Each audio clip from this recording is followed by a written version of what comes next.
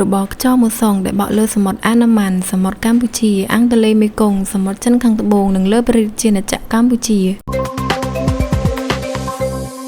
នេះបើយោងតាមក្រសួងធនធានទឹកនិងតុនិយមស្ថានភាពបែបនេះនឹងធ្វើឲ្យ1តំបន់វាលទំនាបសីតុណ្ហភាពមធ្យមបរិមា21អង្សាសេនិងសីតុណ្ហភាពមធ្យមបរិមា29អង្សាសេខ្យល់បក់មកពីទិសបូនិងទិសអាគ្នេយ៍មានល្បឿនមធ្យម2ម៉ែត្រក្នុង1វិនាទីខេត្តបន្ទាយមានជ័យបាត់ដំបងពោធិ៍សាត់កំពង់ឆ្នាំងសៀមរាបកំពង់ធំកំពង់ចាមត្បូងឃ្មុំព្រៃវែងកណ្ដាលតាកែវស្វាយរៀងនិងភ្នំពេញអាចមានភ្លៀងធ្លាក់ជាមួយនឹងកូររន្ទះនិងខ្យល់កន្ត្រាក់គ្របដណ្ដប់លើផ្ទៃដី 10% 2តំបន់ខ្ពស់រាបសីតុណ្ហភាពមធ្យមបរិមា21អង្សាសេនិងសីតុណ្ហភាពមធ្យមបរិមា27អង្សាសេខ្យល់បក់មកពីទិសបូនិងទិសអាគ្នេយ៍មានល្បឿនមធ្យម4ម៉ែត្រក្នុង1វិនាទីខេត្តកំពង់ស្ពឺប៉ៃលិនឧត្តរមានជ័យព្រះវិហារក្រចេះស្ទឹងត្រែងរតនគិរីមណ្ឌលគិរីជួរភ្នំដងរែកនិងតំបន់ជួរភ្នំក្រវាញអាចមានភ្លៀងធ្លាក់ជាមួយនឹងកូររន្ទះនិងខ្យល់កន្ត្រាក់គ្របដណ្ដប់លើផ្ទៃដី 10% 3តំបន់មាត់សមុទ្រសីតុណ្ហភាពមធ្យមបរិមា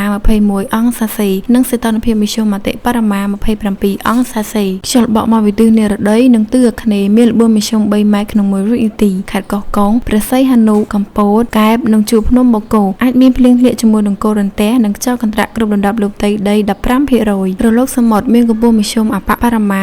0.50 ម៉ែត្រនិងកម្ពស់មធ្យមបរិមា 1.75 ម៉ែត្រអាស្រ័យដោយបានជម្រាបជូនខាងលើសូមសាធារណជនទទួលជ្រាបជាព័ត៌មាន